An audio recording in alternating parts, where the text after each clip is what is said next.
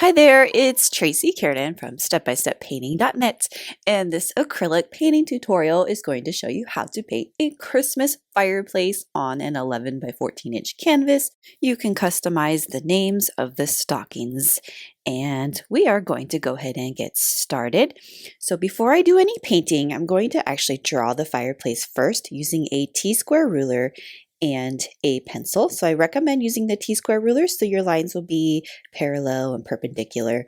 Go ahead and place your T-square ruler towards the bottom of the canvas. I'd say about an inch to 3/4 inch. Just kind of estimate on the bottom. Create a little gap where the floor is going to be in this painting. And do use the T-square ruler on the side of your canvas to draw a horizontal line all the way across. Our fireplace is offset to the left because on the right side is where our Christmas tree is, so it's not centered, it's towards the left. And use a ruler to measure about 2.5 inches. Make a little mark at the bottom. And we're going to use that little mark to start the left line of our fireplace. So I'm going to take my T-square ruler and I'm going to make a vertical line up. It doesn't matter how far up, just go up, and we will cut that off in a little bit. Our fireplace width is about 7 inches, so make a little mark at 7 inches. And then again, vertical line up. It doesn't matter how far you go up, just go up pretty high because we're going to cut it off at the top when we measure the height of the fireplace. The height of the fireplace is 5 inches high. That is below the mantle. The mantle is going to make it a little bit higher than 5 inches. So I'm just going to make a little mark at 5 inches. And I'm going to take my T-square, line it up at the side of the canvas so your line will be parallel to the floor, and do a horizontal line across. So all the lines that you drew above that, we're just going to go ahead and erase that. So we have a rectangle that is 7 inches wide and 5 inches high. So the mantle, you can just estimate about 3/4 inches, 1/2 inch high. I think I made mine about a 1/2 inch high, and then it's extending out about 3/4 inches on both sides. So our mantle is a rectangle that is sticking out on both sides. So I made a little mark 3/4 inches outwards from that top part, and I'm just kind of estimating a little bit of space above that, so about 1/2 inch to 3/4 inches above that, and do your horizontal line and then do your vertical line. So you take your T-square, line it up to the edge of the canvas to do vertical and your horizontal. So we have a rectangle piece on top of our rectangle piece, and we have the mantle of the fireplace. It's a very simple drawing, and of course I have a traceable for this, so if you want to print that out, it is available. So that link to the traceable is in this video. You can utilize that. And so for the center part, the opening of the fireplace, I just drew an arc kind of above it. I didn't measure where this arc was. It's just towards the top of the fireplace center area. And then I did vertical line on each side. I used the T-square ruler to make sure both those lines are vertical for the opening. I can use my fingers to make sure that's even, so about 3 fingers on both sides. If you want to measure, it's about 1.5 inches. The dimensions don't have to be exact, but I did want that centerpiece to be fairly centered, not off-centered. So I measured that. And so here's my other vertical line. And then if your arc turned out kind of funny like mine did, so what you can do instead is you can try to fix your arc, but you can also take your T-square and you can do a horizontal line at the top of the arc, or at the top of those lines. I'll demonstrate that for you here when I'm going to erase my arc line. And then you can take your T-square ruler, do a horizontal line at the top, and then you can do your arc so that it is fairly even because the left and right vertical lines line up nicely with each other. And then we could erase that line, or we can just paint over it, and I'm just going to leave that line there. That's it for the drawing portion of this, and we're going to go ahead and do our background. So the background consists of 4 different colors. We have Mars Black, Burnt Sienna, Red Oxide is optional because it's such a similar color to Burnt Sienna. You can do without it if you don't have Red Oxide, and Titanium White. And I'm using a 3/4 inch flat. So the wall is dark. It's a nighttime picture. Imagine if the fireplace and the tree was lit in the living room, the walls would be dark. And I wanted to get kind of a reddish hue in the wall. So that's why I did the reddish brown colors. So we're going to load our brush in black. I'm going to grab a little bit of the Red Oxide and the Burnt Sienna on the corners of my brush. So you can see how I loaded that black with Red Oxide and Burnt Sienna on the corners. If you're not using Red Oxide, you can just do Burnt Sienna on both of the corners.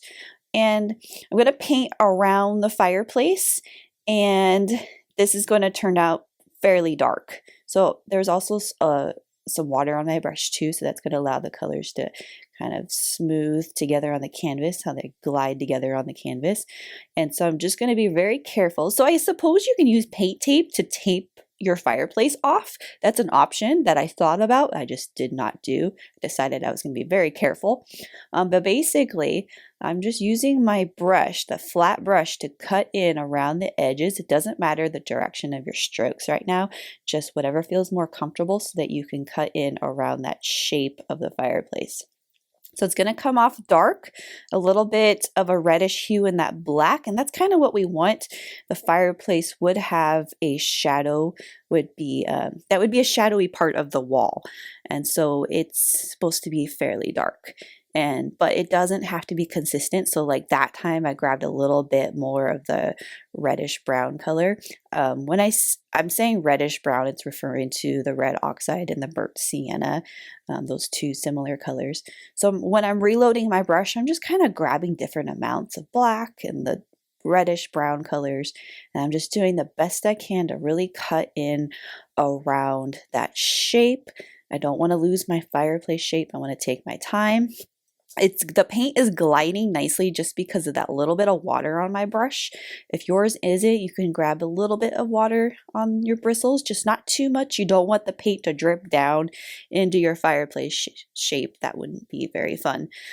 And so I'm just going to continue around the mantle here, using just the shape of my bristles to really get in around that shape. I want my stroke to be nice and sharp around that shape.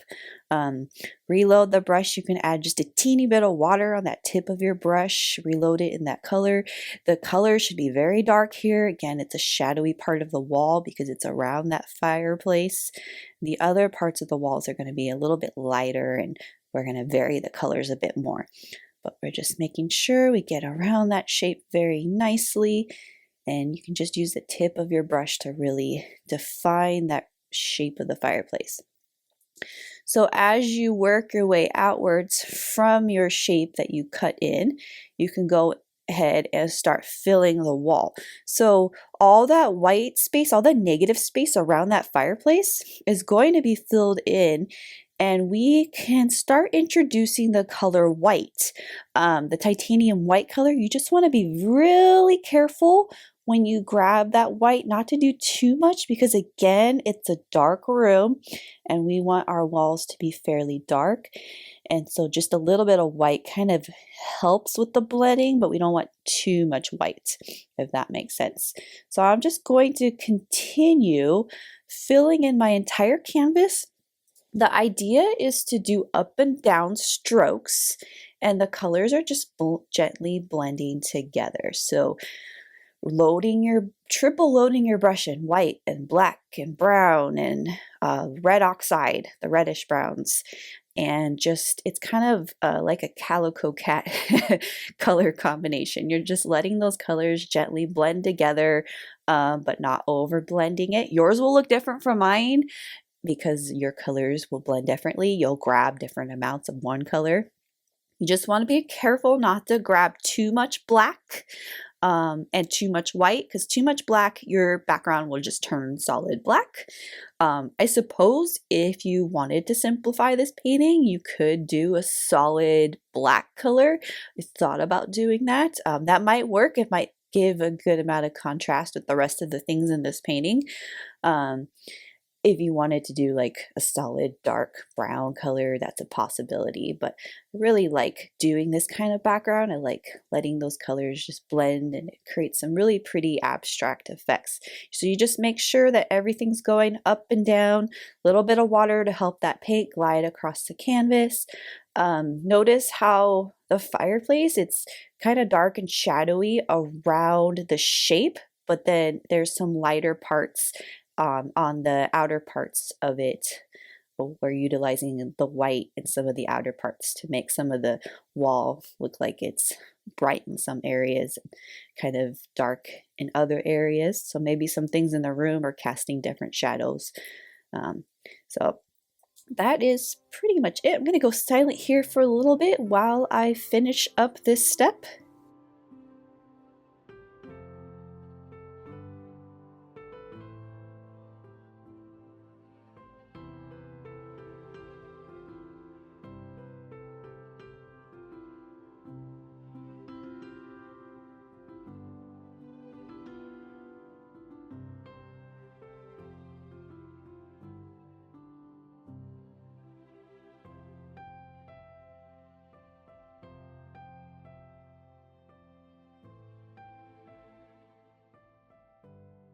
The floor of this painting, or the rectangular area under the fireplace, was done with black. I did not rinse my brush because once you load it in black, it's just pretty much going to take over. A little bit of water on the brush to help that black glide across the canvas. So, but basically, everything below that fireplace is going to be black. Later on in this painting, we'll do a little bit of highlight on the ground to make it look like some of that fire is reflecting. But again, it's a dark room. The floor would be black. We don't really know the real color of the floor in the room, so it's dark. It's going to provide enough contrast for the other things in this painting. And it's a super simple black all the way across on the bottom. I'm going to use my T-square here to kind of line up just to make sure that my floor is going the same height across on the bottom. And then if you want to be a little bit creative with the flooring, you don't have to do this, but if you want to, you could put a little bit of white on your brush. So I'm actually going to wipe my brush off because it's not going to work unless I only have a little bit of paint on my brush. So I'm using a white to make a gray. So there's black on my brush, grabbed some white, kind of mixed it on my palette to make a gray. It can be any shade of gray. It does not have to be this exact shade. So kind of a light gray color.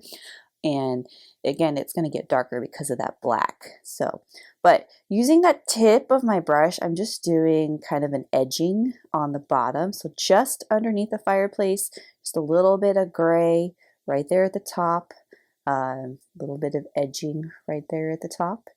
And if it ends up blending, that's okay. So it gives it a little bit of more pop of lighter color right there. And then we can proceed to the fireplace. So the fireplace is gray and has texture on it. But before we paint the texture, we're going to paint the entire fireplace kind of a medium to light gray color. So on your palette, so mix white with a little bit of black on your palette. If there's brown on your brush or red, you may have to rinse and start over, but I was able to make my light gray without rinsing my brush at this time. So just white and black together make a shade of light to medium gray, and use your 3/4 inch flat brush to basically paint the fireplace. So same thing as the background, I'm just doing up and down strokes and making sure that I cut in on that shape very carefully using that tip of the brush. You will have to go in a curved direction when you go above the opening, so that curved little arc in there. It's okay if your gray like starts to vary, so maybe your gray is getting a little bit darker because you mix the color differently a second time or lighter. That's okay. In fact, I actually enjoy when that happens because it gives a good variety of different color in there. Also makes it like it not so much like a coloring book style painting where everything's a solid color. I love when colors mix gently on the canvas. It makes it look more interesting, more like a painting. And So you're just really using that tip of the brush to define your shape. I suppose if you wanted to use painter's tape again, you can apply it to the background. If your background was dry, you can apply it around the negative space of the fireplace. You just have to be very careful not to lift off the paint if you're applying painter's tape over the painted area. And so just paint that in. I kind of messed up my mantle a little bit, but that's okay. I'm going to paint over that mantle and define it again anyway. So the mantle, I actually did slightly darker just so it can stand out. So if your fireplace was dark gray, you can do your mantle a lighter gray and just a different shade of gray so that it'll stand out. And I used my T-square just to make sure that's lined up correctly. You can see why there's paint on my T-square because I do this a lot. So much paint on my T-square ruler that I have to use another ruler to actually see the numbers on it to measure. But these are kind of really nice to use, especially when you're painting parallel lines and perpendicular lines. So you're just painting that in solid. Again, it's just a darker shade of gray. Kind of a smaller area. If you wanted to use like a smaller flat brush for this area, you can. And so I'm just going to go silent here for a bit while I finish the step. I'm just mixing a different, I've added more black on there so I can mix my darker gray again.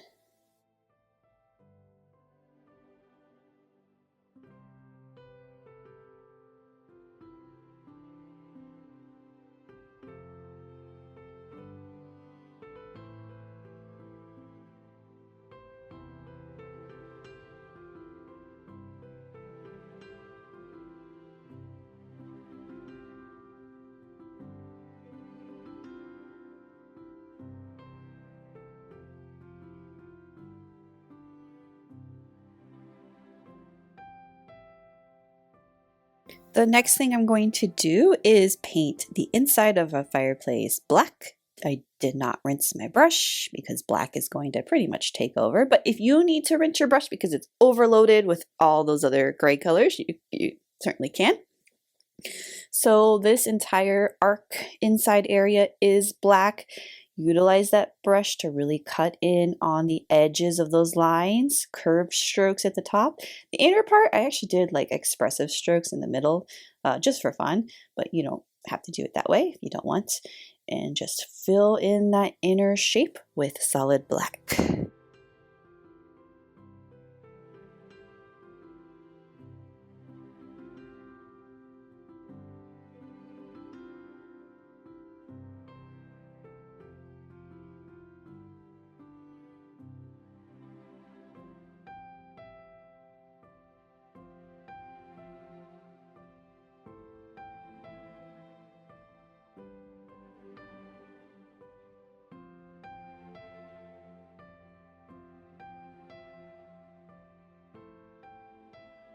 Next, I will be demonstrating how to do the texture on the fireplace. So you want that gray, that light gray in the fireplace to be, for the most part, dry. If it's still really wet, you may have to dry it real quick or come back to this step. But mine is, for the most part, fairly dry. And so I'm just freshening my black and white on this, and I'm using a number 4 round brush to create this texture. So I'm going to mix a gray that's darker than the gray on the background of the base of the fireplace. So it's kind of the same gray as the mantle, kind of like a dark to medium gray. And it just needs to stand out because we're just doing little horizontal marks all over the fireplace. And it's a very easy thing to do. It kind of takes a long time. So just kind of like relax and zen out to this step. But basically, you're making little horizontal marks all throughout your fireplace, and it's going to create that texture, and you want to vary that color. So it is a darker gray than the base of the color, so it stands out, but you can also utilize some titanium white, so more of the lighter gray in there, and you're just varying the black and the white, making little horizontal tick marks all over that the base of the fireplace. So you want to stay inside that shape. If your tick marks go outside the line a little bit, I suppose that's okay, but you want to try for the most part to stay inside of that. You're going to do it all over on the vertical parts of it and above the arc, and just fill it all in. Your colors are blending together on the canvas. Those little tick marks, I guess they're kind of overlapping each other too a bit. And just take your time and zen out to this step. I'm going to go silent here. The video is speeding up a little bit, so press pause if you need to. Do not paint this fast and take your time.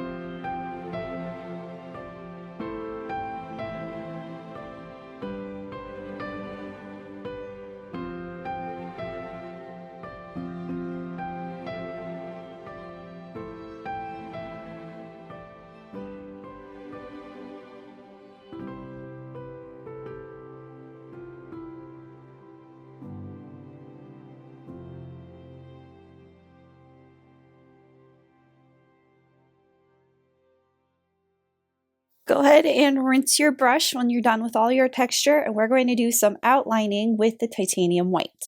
So same brush, number 4 round brush, load the tip of your brush in the titanium white, and go ahead and outline the inner shape of that with the white.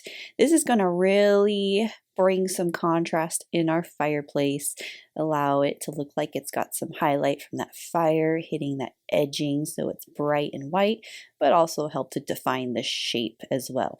So just outlining that line that's between the black and the gray opening, and then we're going to outline the vertical outer part of our fireplace. So right here, if you wanted to use the T-square to help with your line, you can, but it doesn't have to be perfect. And this one right here, vertical outline with that white. And my hand got a little bit wobbly there, but that's okay. It does not have to be perfect. And then the mantle, again, highlight. So that light would be hitting that bottom part of the mantle. If you wanted to highlight the top part of the mantle, you can. The top part is going to be slightly covered by that green strand of Christmas tree material. Cannot think of what that's called. The pine needle strand that's at the top of our mantle. And the bottom part, horizontal part as well. So next, I'm going to demonstrate how to do our fire. So the middle part of the black area should be dry. If it's not, wait for it to dry and then come back or dry it real quick with the hairdryer. And so I'm going to do this in layers because our fire's super bright and we got to do this in layers. So I'm going to show you how to do this.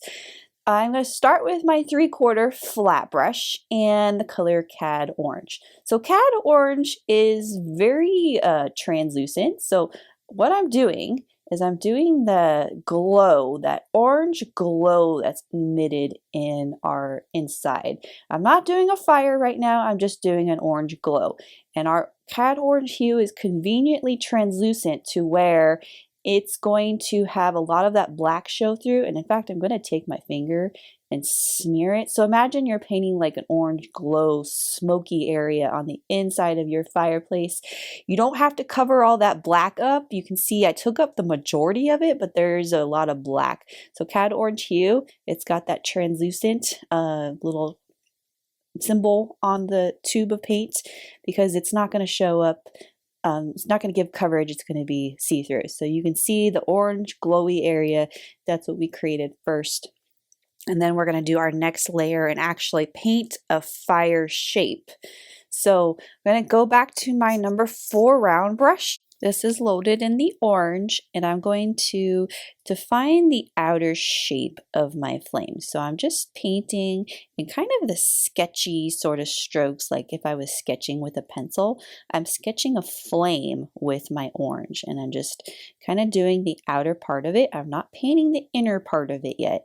I'm just defining the outer part of it. So this is where the shape of the flame is. The other orange part on the outside is that smoky, glowy area.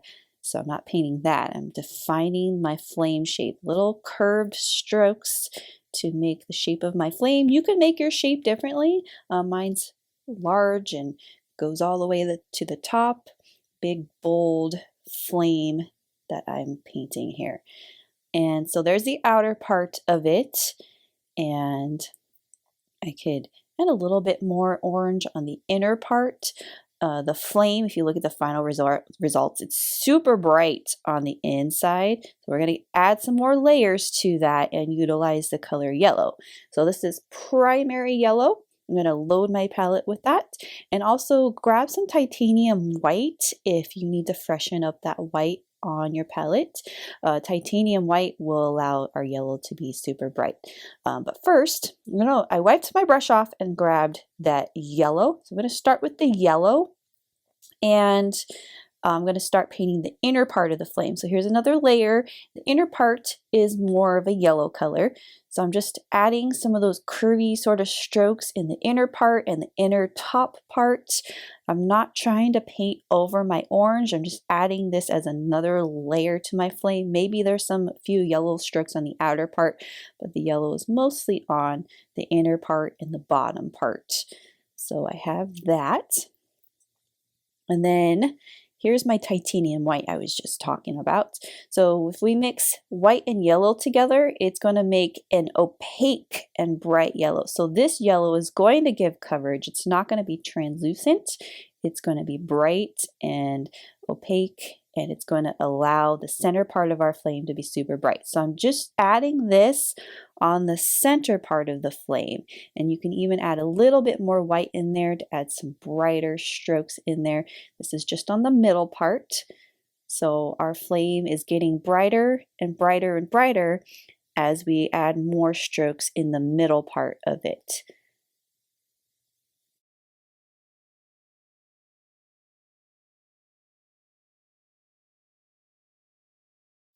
I can grab a little bit of orange in there, so that's the orange and white and yellow combination, a few strokes. Again, we want to keep the center of that flame super bright and the outer part not so bright, so the outer part is more translucent and dim.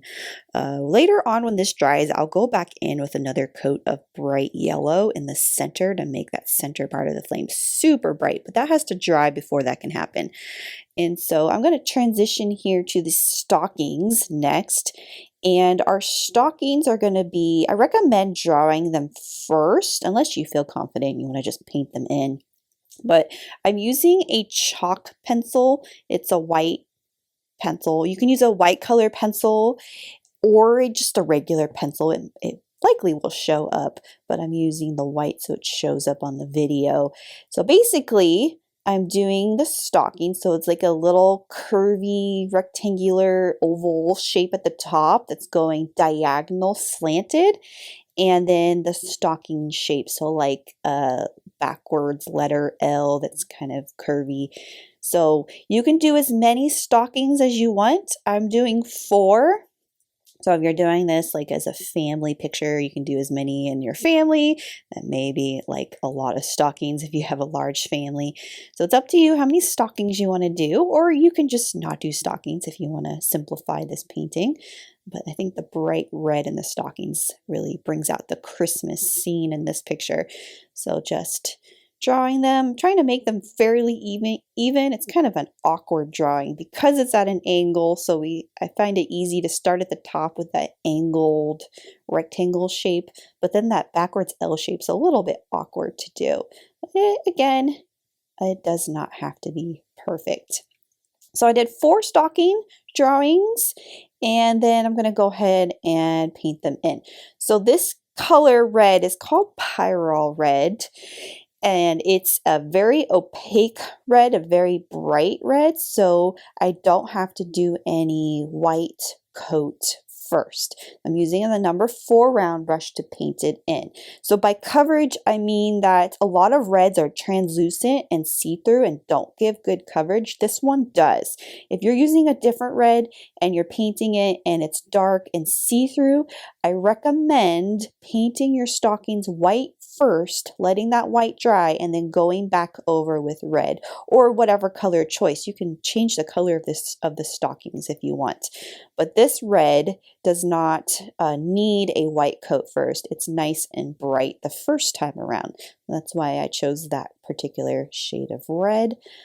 And that Pyrrole Red is not in the 48-piece Liquitex set, unfortunately, so I had to buy that tube, or I just happen to have that tube separate. But again, painting them white first and then letting them dry is going to allow you to get the coverage that you need for whatever shade of red you're using. So that's basically what I'm doing. Number 4 round brush, I'm just painting the stocking shape first, and then I'll do the white fluffy thing at the top. So I'm doing all 4 of my stockings.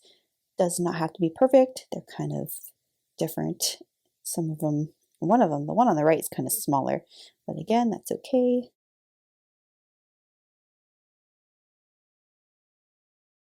If you want to get a little fancy with this red, you can grab a little bit of white on your brush and mix that with the red. So I'm just adding some highlight on the bottom of that stocking with that little bit of white. So maybe that fire would be kind of highlighting the bottom part of the stocking. Again, optional if you don't want to do this, but this gives our color some more interest to look at versus it being just a solid color.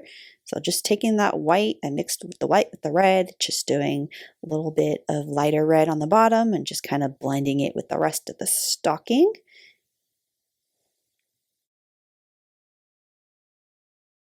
This stocking on the right lost its shape, but I can show you if this happens. It's an easy fix.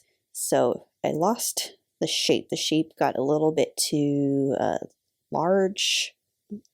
So I just rinsed my brush off, grabbed that gray, and just redefining the shape on the negative space on the outside. And I'm just going back in with the texture. Maybe there's a little bit of a shadowy red area behind that stocking, but that's just quick fix. And then you can do the white fluffy part on that. So freshen up your titanium white and still using the number 4 round brush, go ahead and paint the top part of the stocking.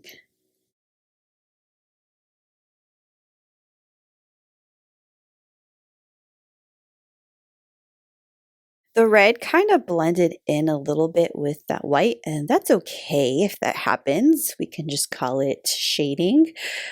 But also, we can go back with a second coat of this later and go back over that if we want that to be solid white instead of that red mixing in with it.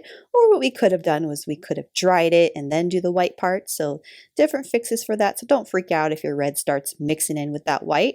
That's okay. Again, the idea is to not make it like coloring book style. It's okay if certain colors blend with other colors. It makes it look more like a painting. It gives it some more interesting different color variation. And then the little hanger things, I'm just doing like a little vertical stroke going upwards that's attached to the mantle.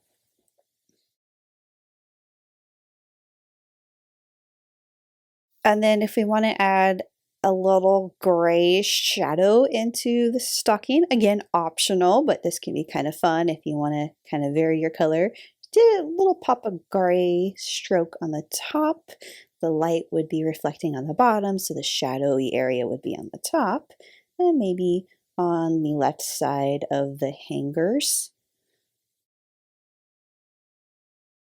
Then I'm going to go a little bit further with our stocking highlights. So grabbing white and dry brushing means I'm loading my brush first and wiping it off with the towel. So I only have a little bit of white. If there was too much white on my brush, this would have been solid white. I just want like a very thin layer of white, just outlining the very bottom part of that stocking, and maybe bring that up a little bit. Gives an extra pop of lighter color right there on the bottom of the stockings. And then I'm going to do my second coat in the fire. By second coat, I mean I'm not covering everything I already painted. I want to do a brighter layer right in the center. So white and yellow, mostly white, just to give that very, very center of that flame a very bright color. So you can see what's happening there. It's causing my flame to be super bright right there in the center. I'm not really touching the outer parts of the flame because those parts are going to be kind of dim and translucent. If I want to maybe add a few little orange strokes here and there just to kind of play around with it and have fun with it, that's okay. But your center of your flame should be very, very bright. And I wanted to maybe add a little bit more orange glowy smoke in there. So I took my finger with that cad orange and just kind of smeared a little bit of orange glow around it. Totally optional, but kind of a fun direction that I took. The finger helps to kind of smear it and give it that blended look. It should not be opaque at all. It should be very see-through in that area. Little bit of bright yellow right there on the bottom. If you accidentally painted your flame over some of the edging of the floor, that's okay, because we are actually going to go back over that real quick. So with the white, I'm just going to take that horizontal line and go over this part right here to make sure our flame is on the inside of that fireplace and not on the floor at all. So there's the edging right there on the bottom. So next we are going to transition to the green part of this painting. So we have the garland that is going across the mantle. And I used two different greens for this, Hooker's Green Hue Permanent and Brilliant Yellow Green. So you don't have to use those two same colors. You can just get a dark green and a light green. So I like to use a dark green and a light green for like color variation. And I'm using that number 4 round brush. And I'm going to double load it in both of those colors, both the green, the dark and the light green. And I'm just going to start out by painting a wavy line that's going all the way across the mantle and hanging down on both of the edges. And then I'm going to go back over that with textured strokes. So these are just little tiny X strokes with the green and the light green, so dark green and light green. And I'm just creating texture to make the Christmas tree garland. The nice thing about Brilliant Yellow Green is that it's in a very opaque color. Hooker's Green Hue Permanent is not so opaque, it's kind of see-through, but that Brilliant Yellow Green is going to give me good coverage, allow that green to be bright, and also the fireplace would be kind of shining maybe a little bit of light on that green. So you can grab a little bit of white, titanium white, and kind of mix that with your greens, a little bit of white on the tip of the brush, kind of mix it on the palette. Makes not a super bright green, but brightens that up, especially towards the bottom of our garland where that light would be hitting it. It gives it a little bit more depth and texture in there, so you can play around with that white to tint your green lighter, and just little tiny textured strokes to create the Christmas tree garland effect.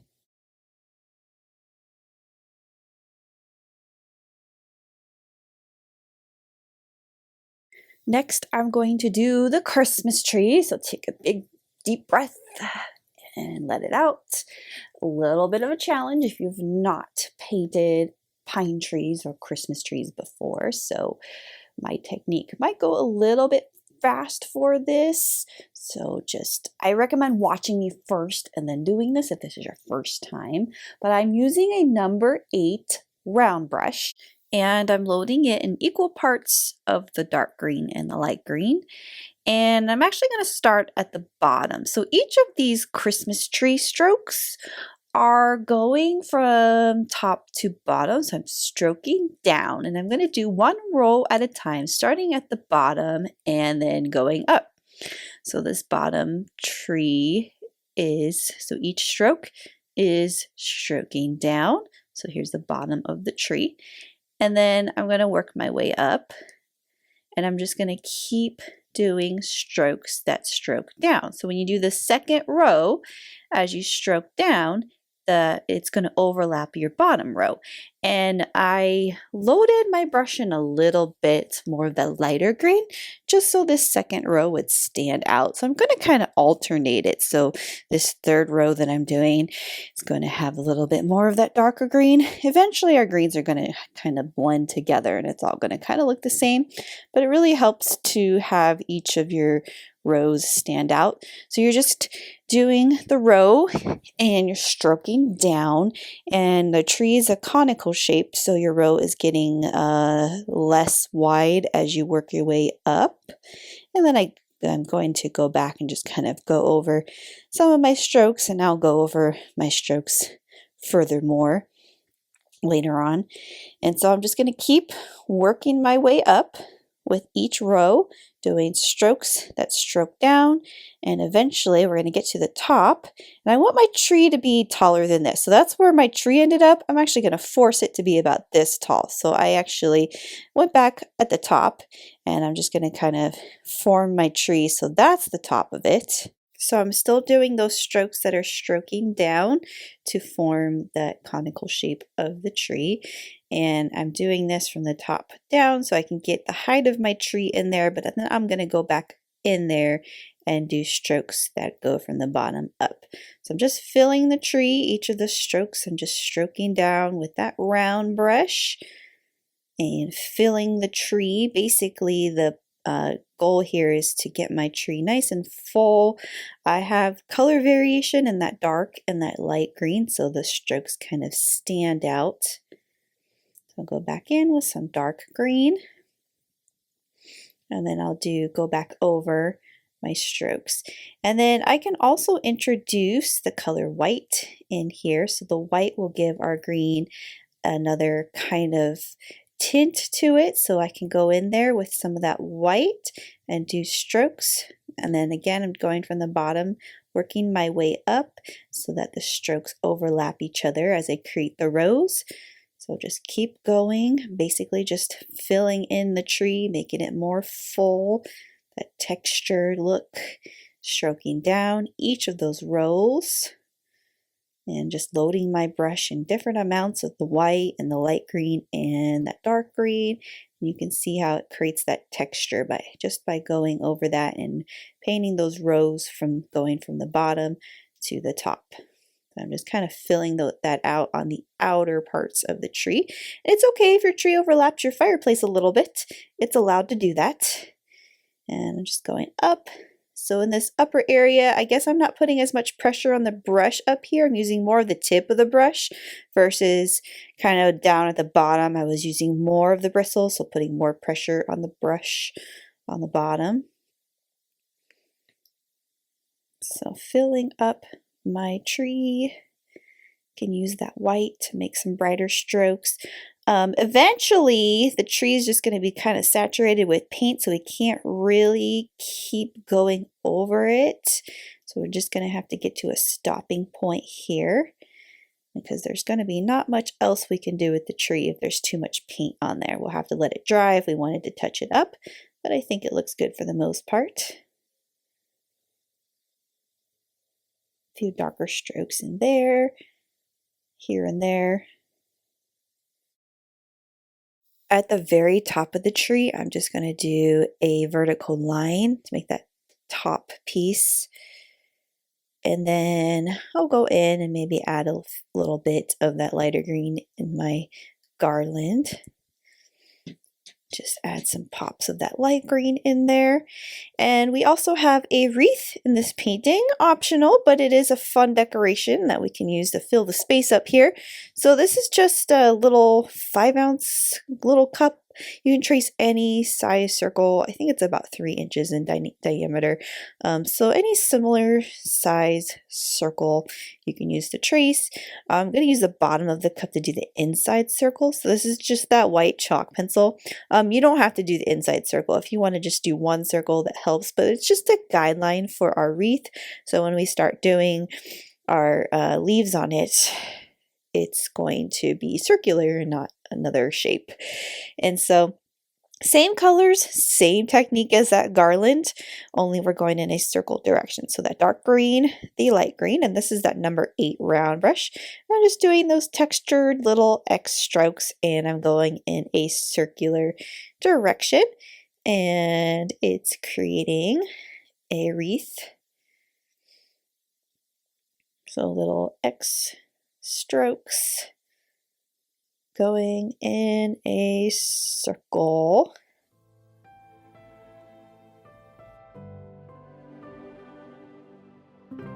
I'll add some lighter pops of that color in there as well. So I did the darker layer first, and then here's the lighter layer.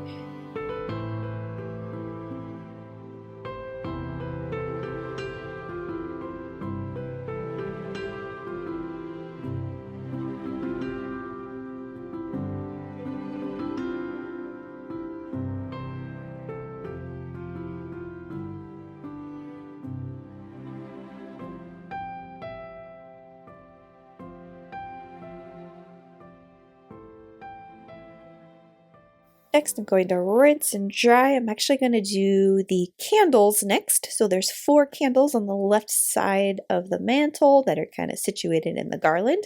And I'm using the 4 round brush. And real quick, I just did some few red strokes in the fire. Totally optional, but just little pops of red in there. So the candles are vertical lines, so like a vertical rectangular shape. And I'm going to do 4 of them. You can do more or less, but I did 4, so it can be kind of like an Advent candle wreath setup. And so just 4 little rectangle candles. And they don't have to exactly be the same height because they could be melting at different rates. And a little bit of black right there at the top. So you just did the little oval at the top with the black.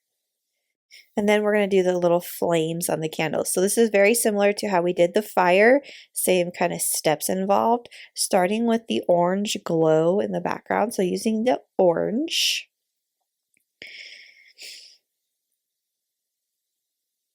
On the brush, just do like a little translucent circle with the orange. The orange is see-through, just a little bit on the brush to create a circle. I'm not doing a flame shape right now, I'm just doing like a little circle above each of those candles. And then I can grab my yellow and white to make that opaque yellow. So the white is key in making our yellow stand out. So a little yellow mark. This is a flame shape, so it's kind of like a pointed oval, almost like a cat eye shape, or a flame shape, right there in the middle of that orange glow. So there's our candles. And if you want, I'm going to wipe this off and grab the white. You can do one little white dot in the center, and that'll really make that flame nice and bright. So we have glowing candles in that area, and lots of contrast because behind that wall it's kind of dark. Behind the candles it's really dark. So I just did the little wick with the white, and I'm just kind of dragging my brush down very gently vertically, create some wax and shine that's kind of going down. And then I can go back with my green and kind of disguise the base of those candles to make it look like that garland is overlapping the base of those candles. So next I'm going to do the berries that are on the garland. So this is that Pyrrole Red, the 4 round brush, and I'm just doing little clusters of dots all along the garland. I'll show you how to do lights if you wanted Christmas lights on your garland. We're going to do Christmas lights on the tree, and it's the same technique that you can do on the garland and the wreath if you want lights on the wreath. And then our wreath, same thing, little clusters of red dots. I love that pop of red with the green.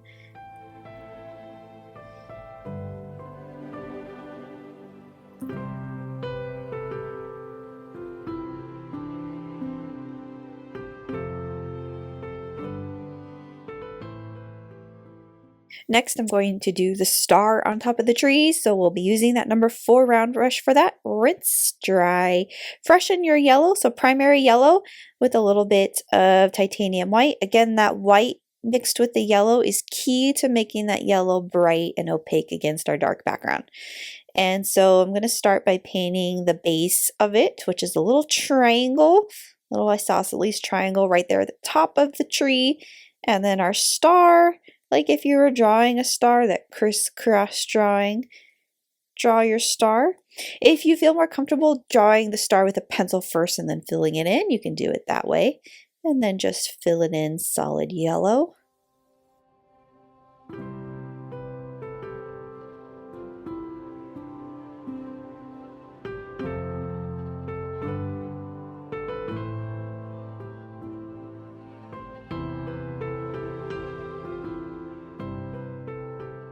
I'm going to grab a little bit of white and kind of make the center of the star a little bit brighter with that white. Go back in with more white just in the center part of it. So it's a little bit brighter right in the center. Some more white paint on my palette, and I'm going to go in and add some more white right in the center. Wipe the brush off and grab just the white. And just right there in the center, again, more white to make that center super bright. Just like what we did with the flames, making them super bright right in the center. And then if we want to do some lines radiating from the star, wipe your brush off so there's only a little bit of paint on the brush, and do little diagonal lines that radiate around the star that'll make it look like the star is glowing. Again, this effect only works when there's a little paint on the brush. I wiped it off with that towel so that it will come off as thin and translucent and not thick at all. Next, I'll be doing the lights on the tree. So I actually used my finger for the first part of the lights. And so basically, take your finger and load it in the yellow / a little bit of the white as well. And you can kind of vary the color. So the point is that you're taking your finger and creating little rounded circles. This is the glow part of the light. Kind of the same concept that we did with the flames. We made the glow part first, and that glow part is translucent. Your finger just works well for this step because you can just make a nice circle and just kind of press with your finger and kind of smear it outwards. It's going to be a very dim glow, and we'll make that brighter in the center. So this tree has all yellow / white lights. If you want colored lights, what you would do is the same thing I'm doing, only you would be doing that with different colors. So red and blue and green and orange and pink, all sorts of colors. This one's just yellow / white. So after you do your little dot circles with your finger, then you can take your round brush and make a little white dot in the center of all those blurry dots, blurry lights. So you can see the effect that it creates, that glowing effect. That bright white in the center is going to make it look like those are glowing. I'm just going back in, and some of the dots can be a little bit larger and some can be a little bit smaller. Maybe some of the dots are brighter, and maybe some are a little bit more dim because maybe they're hiding behind some of the branches. So you can create some variety in that. And again, if you're doing this with colored lights, the center dot would be the color of the light. So blue, red, green, whatever color you're doing. And then I perhaps may look good if you also did a white dot in the center of, like if you did a blue dot, that's a little bit smaller. And then the white dot is right in the center, so you can try that. Next, I'll be doing the ornaments. So I did primary blue ornaments. You can do different colored ornaments if you want. If you wanted red ornaments, purple, whatever color you want, or a variety of colors, but I decided to do all blue ornaments. And same thing, number 4 round brush. We're not using our finger this time, we're using the brush, and we're just doing circles. So these are solid circles, they're not blurry, they're not supposed to be lights, they're supposed to be ornaments, they're solid objects. They should be very opaque and not see-through.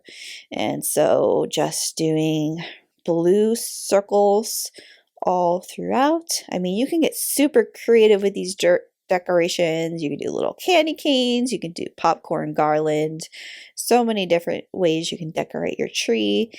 Lots of details in this painting, but lots of customization options as well. Just doing circles. They're all relatively the same size. If you want to vary them, you can. Some bigger, some smaller. So kind of all over the tree.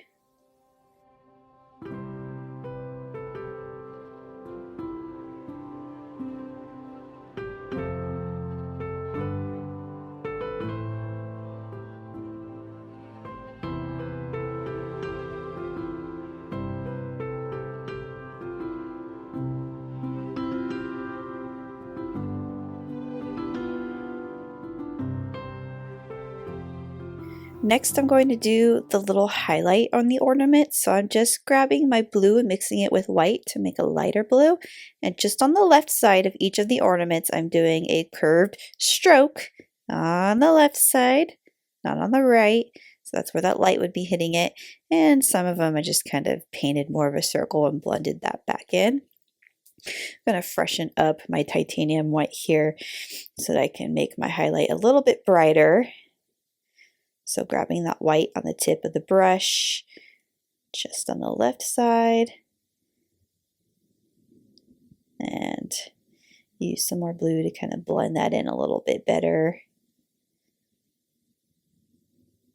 So these are really small, you don't have to go into super realistic detail, just a pop of lighter blue on the left side and maybe a few strokes in the middle, just kind of blend it in a little bit.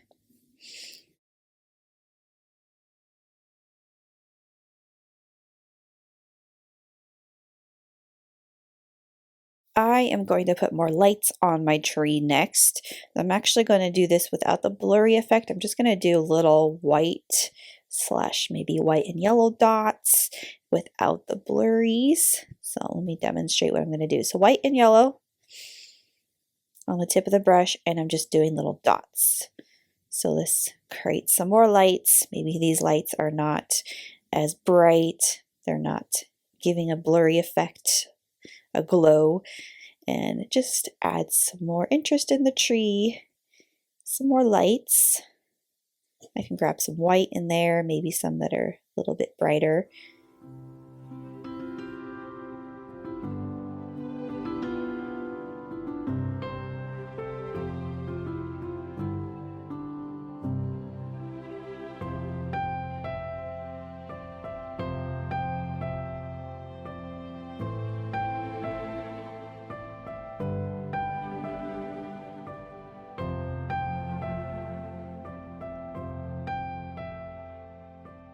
And I did that in the garland as well. So little white slash yellow dots along the garland. Again, these don't have the blurry circle around them. They're just dots.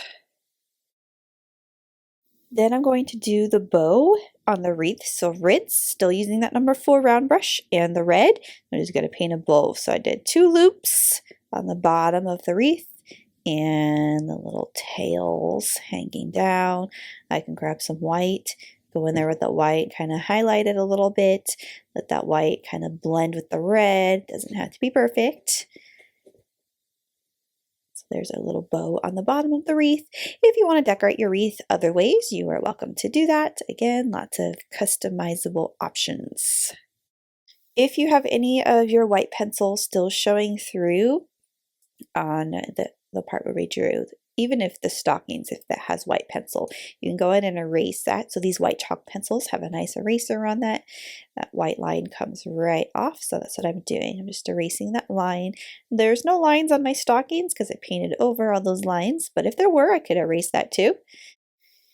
Then I decided to go back on the white part of the stockings to go over that with a second coat to make that part brighter and whiter. So optional, if you don't want to do this, you don't have to. So this is the number 4 round brush, titanium white. I'm just going back over that with a second coat. Some of that red that blended in with it, did not necessarily want that there. So I'm just going back over that with the white. And we'll also have a nice clean slate to write the names on. Then I'm going to take that white and I'm going to very, very gently add some horizontal strokes on the floor below the flame. Some yellow too, so only a little bit of paint on the brush, very lightly, very loosely, and it's going to create that glow right there on the floor with that yellow and that white just under the flame. You do not need to do it over the rest of the floor, just under the flame. Gives it that glowing effect. And the last thing I'm going to demonstrate in this tutorial is how I did the names on the stocking. So I highly recommend a black paint pen for this. This is a Posca paint pen in black. I believe it's the medium tip one. You can also use a Sharpie. Sharpie works as well. And you can do any names. I'm going to make up some names here. So I did Jack and Sarah, and I did Mom and Dad. Again, you can do your own names. You can do pet names. You can do your kids' names. So whatever custom names you want to do. You also don't have to write names on the stockings if you don't want to do that. So to Jack and Sarah, I'm just doing this in cursive. It's a really small area, so you can use any font or handwriting style that you want. And I did Mom and Dad.